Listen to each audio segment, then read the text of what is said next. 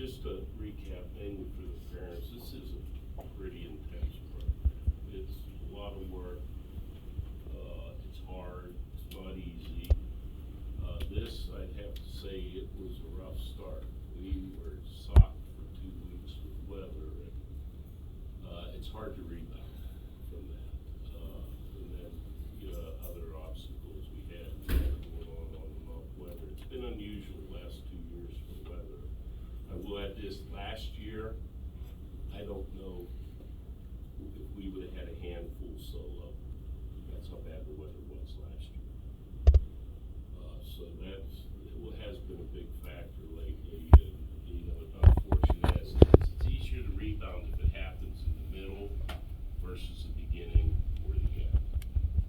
We have to get right out of the gates with that. But it is a lot of work, a lot of studying, a lot of time, dedication to it. I know you guys had a day off, once a week. That was kind of short-lived. To get all the flying in and if we could. So that went well though. Everybody pitched in. You guys did great helping each other, working as a team. Bonding, getting along, helping each other. That's what we want to see. Everybody get through and do that. But I have to say, it's tough. Mathematically, you look on paper, all 8 weeks, we should only need 6. But you can tell when anything goes wrong, it delays things and makes it exponentially. Happened to be before I came here, I was over at our relief maintenance provider. They got hit like we did. They lost half their maintenance staff. I lost mine. In fact, still have one out.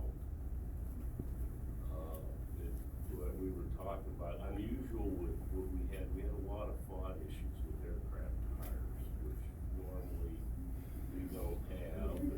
Some of you experienced that. Extra long night till we get there.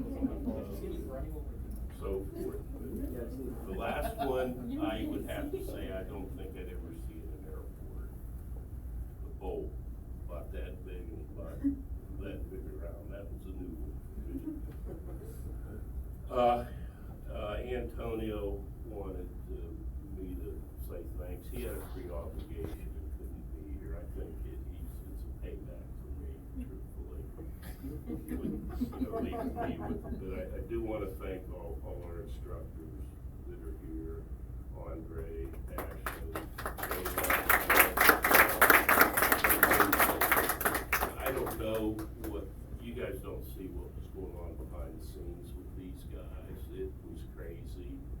I get my update about noon the next day, not realizing there's about 30 changes between 6 p.m. and noon, which sometimes gets the wrong information. I apologize for that. But I will say, nobody killed each other during their process of rearranging things. And I know you've flown with different guys, different instructors. That's what part of it's all about. They're all here to get it done and make it successful. And they made a lot of sacrifices for what they could get done through the process here. And this was, I'd say, compared to the 2 years ago when we did this is a lot more diverse group from all over the place. Last time more concentrated eastern United States, with the exception of one from the northwest U.S. So with that, I was going to ask Kim to anything she wanted to add.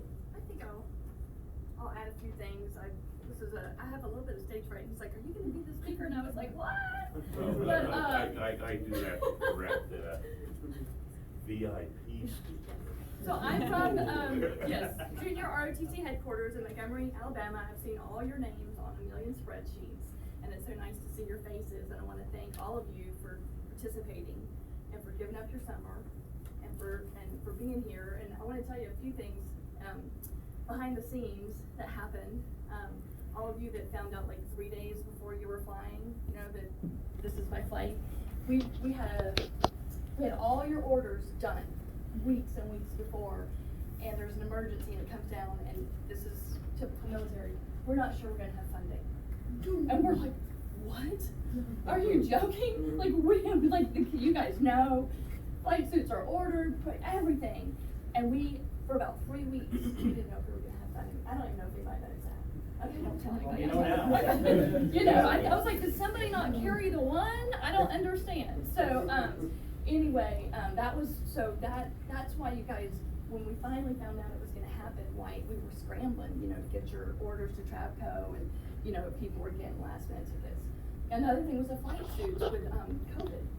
We couldn't get the flight suits, and then when we get them, we couldn't get the Velcro, and then we didn't have a contract, and I was in charge of flight suits, and so finally, I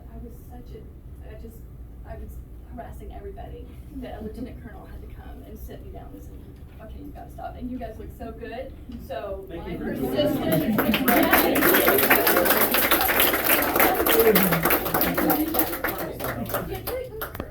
Yeah. And so, I actually, somebody had given me this, these statistics, and so really quickly, I wanna read them. And I had no idea. So there are approximately 333 million people in the United States. As of December 31st, 2020, there were an estimated 166,520 private pilots. Does that sound about right? And out of 333 million. Of the 166,520, there were an estimated 11,316 females. Of all private pilots, all the people in the United States. Of the 166,520, there were an estimated 5,299 private pilots between the ages of 16 and 19. So now you guys are in that very, very, very tiny people, which is amazing. I just get chill bumps. I guess that's why I was carrying this around. And then of the 11,316 female pilots, there are an estimated 804 of that group that are between the ages of 16 and 19. 800. That's so weird. Female pilots, private pilot's license in the United States. So I think you need to give yourselves a pat on the back.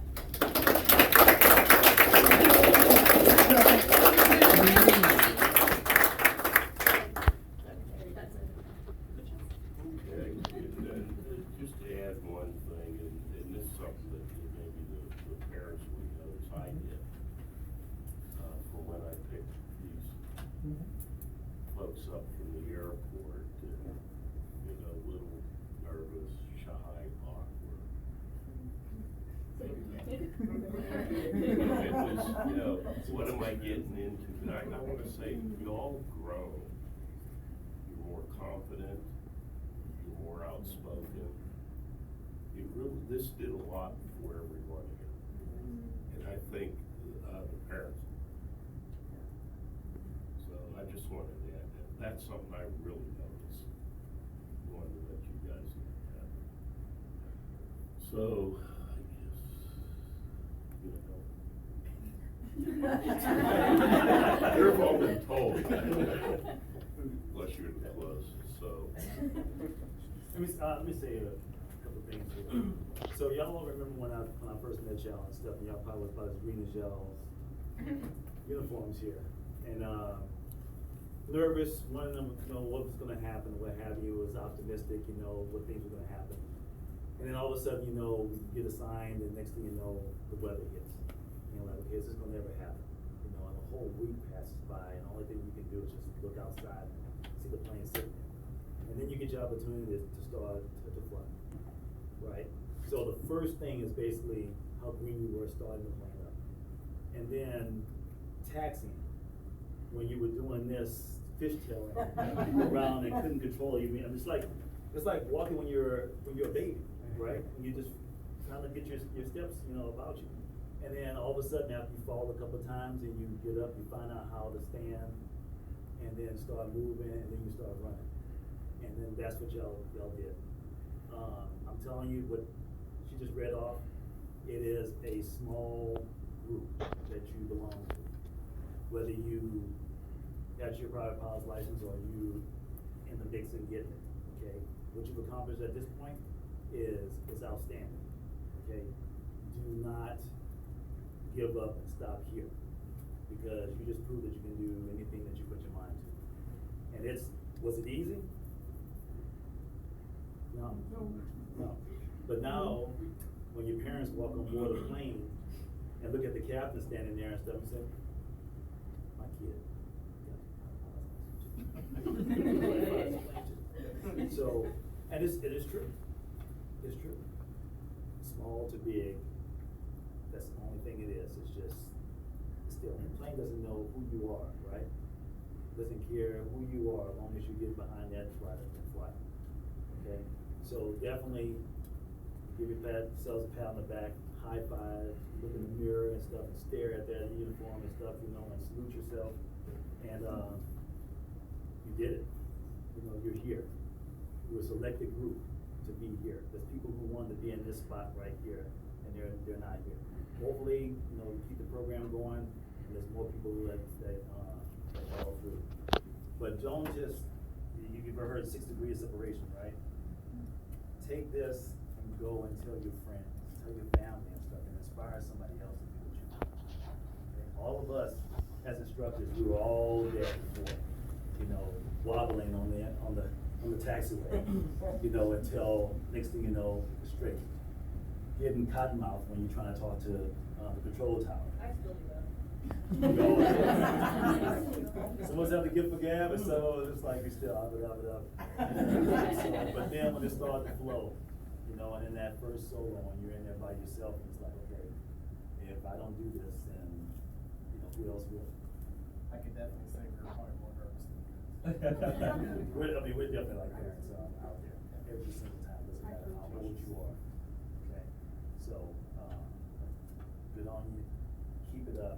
Don't stop here. Okay? Whatever you're gonna put your mind to, don't stop here. Use it as an experience. And when you start feeling down on yourself and stuff and say, I can't do this, you know, this test is coming up and I can't study for it. Think of what you're gonna do at this point right here. Okay? We've all been there, and we're all still growing in life. You know, until we're 6 feet under, we gotta keep moving forward.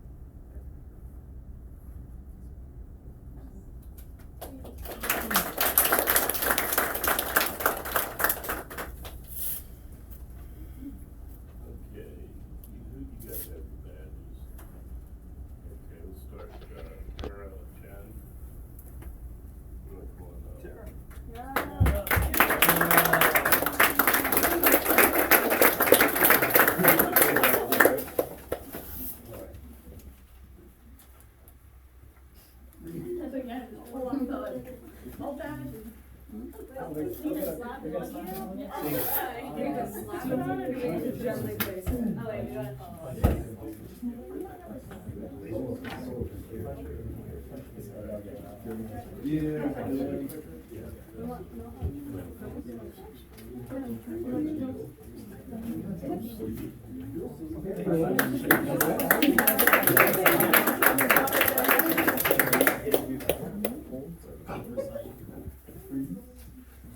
Wyatt Fairbanks.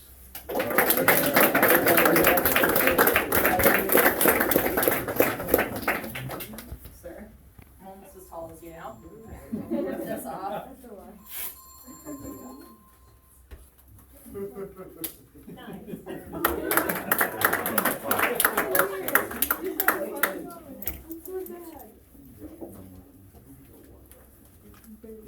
Jacqueline Flores.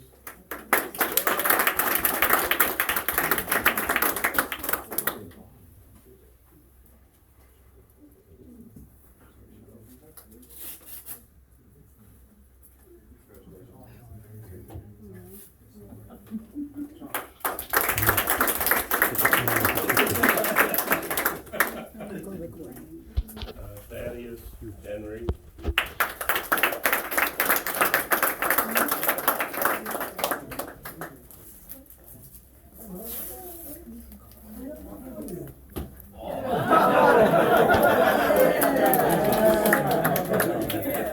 miss you. Approaching our wings. I wasn't ready for that. I'm gonna put you to sleep, huh?